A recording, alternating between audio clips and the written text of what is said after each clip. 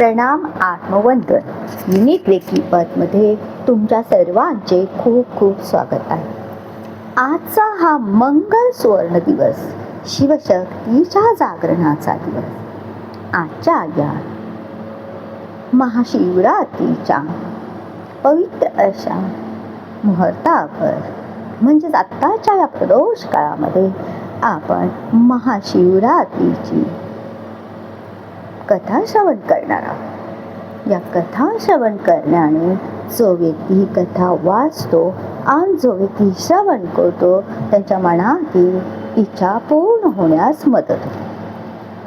आपले संकल्प हे पूर्ण होऊ लागतात. आपले दृढ संकल्प विचार साकार रूप घेऊ लागतात. चला तर मी ही कथा श्रवण करण्यापूर्वी गुरुर ब्रह्मा गुरुर विष्णू गुरुर देव महेश्वरा गुरुर साक्षात परब्रह्म तस्मै श्री सद्गुरुवे नमः. शिवतत्वाचा महिमा आणि उपासनेचा विधी. माघ मासाच्या कृष्ण पक्षाच्या चतुर्थीला येणारी ही शिवरात्र कल्याणकारी रात्री तपचर्येचे पर्व आहे. महाशिवरात्रीला शक्य होईल तितके एकांतात राहा.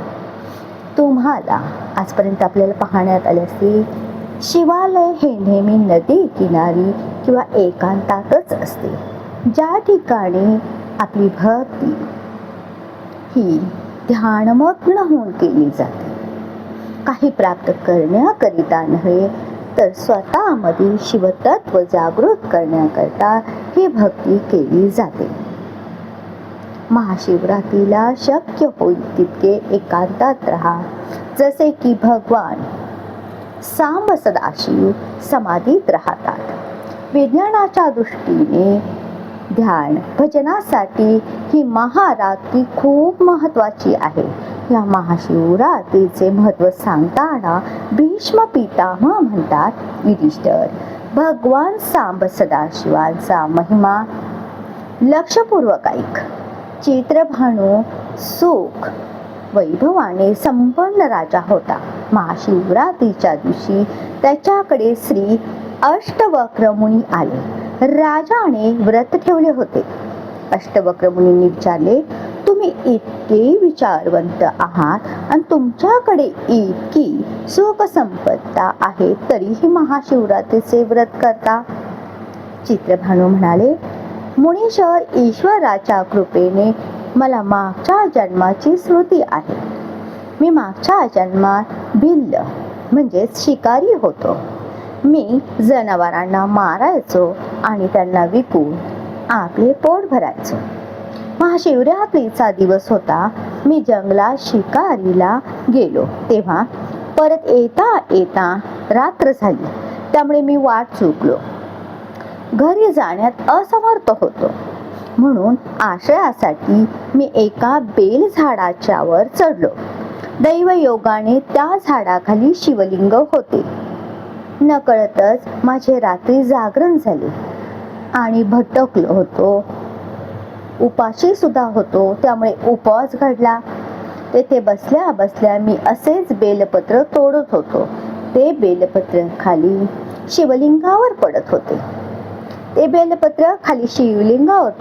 न कळत माझ्याकडून महादेवांची पूजा झाली. त्यानंतर त्या रात्रीनंतर माझ्या चित्तात पापाची रुची कमी होऊ लागली आणि भगवंताच्या आराधनेचा थोडा भाव जागृत झाला.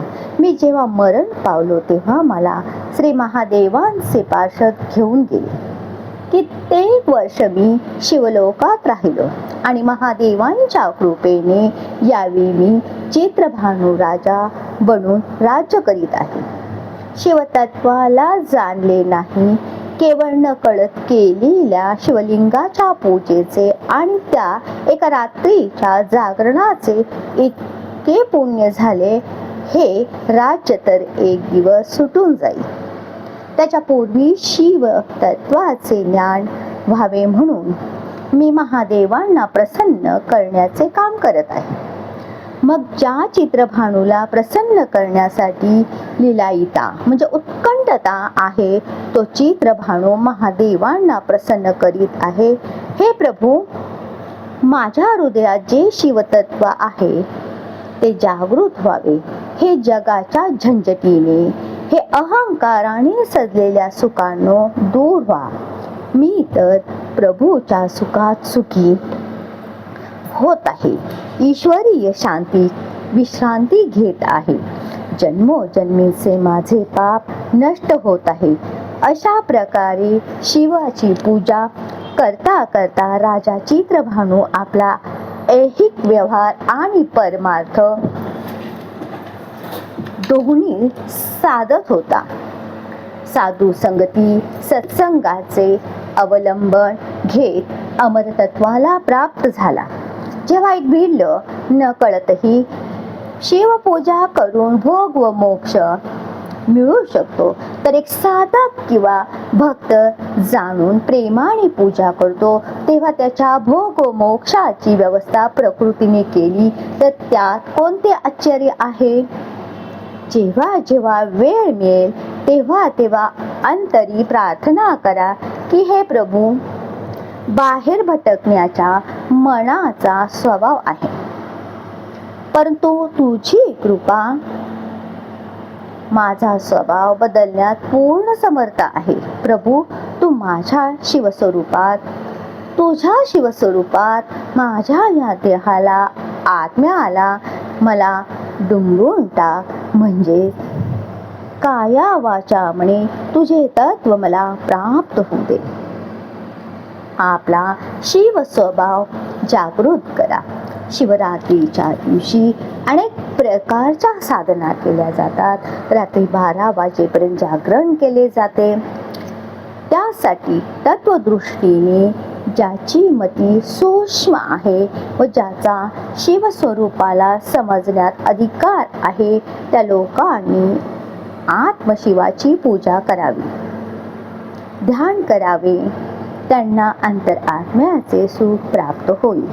आणि ज्यांची मती इतकी सूक्ष्म नाही, त्यांनी शिवमूर्तीची किंवा शिवलिंगाची पूजा करून हृदयात शिवसंकल्प विकसित करावा.